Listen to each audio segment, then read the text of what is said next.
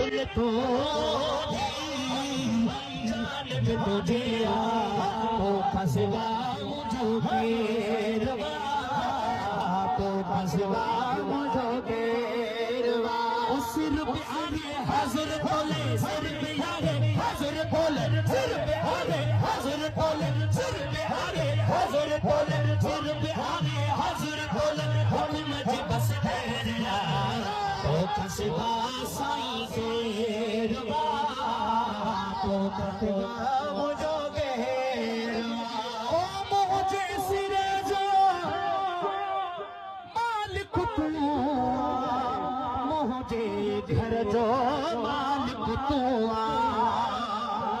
मुझे सिर जो मालिक तू मुझे घर जो मालिक तू मुझे बच्चे जो मालिक तू तो खमते भला घेरवा तो खमते भला घेरवा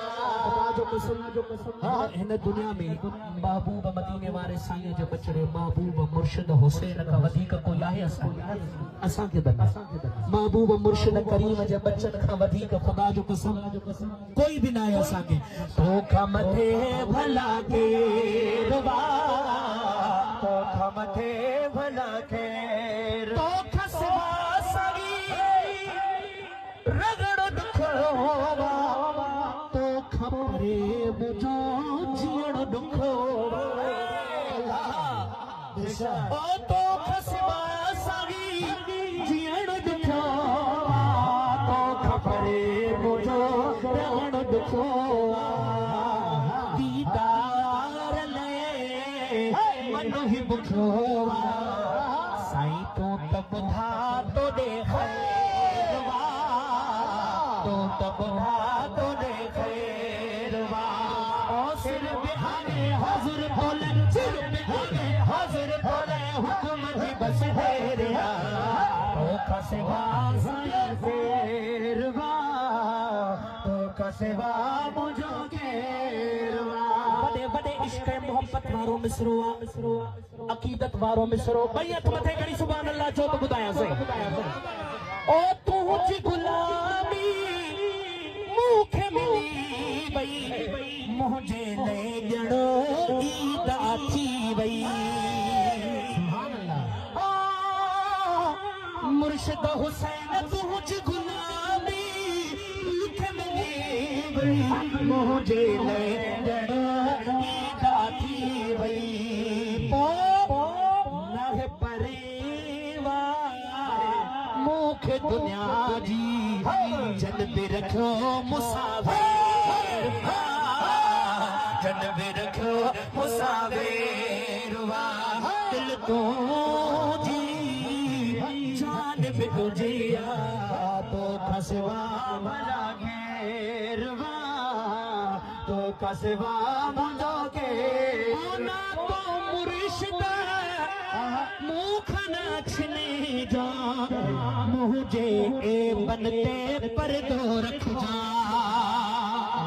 ना तो सैयदा मुख न छिने जा मुझे ए बनते पर दो न मुझे ए बंदा पर दो न खड़े जा गुनाहने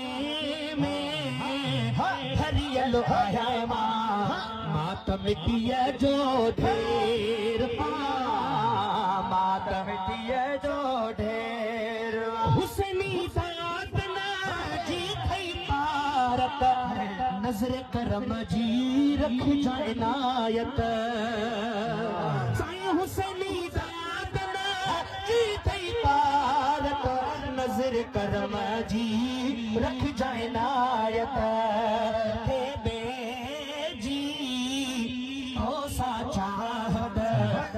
खसवा जणो अंधेरवा खसवा जणो अंधेरवा दिल तो आखिरी लफ्ज़ भाई हथड़ा मथे करे भाई हथ मथे करे दिल तो जान पे पहुंचिया तो खसवा साईं के तो खसवा जो केरवा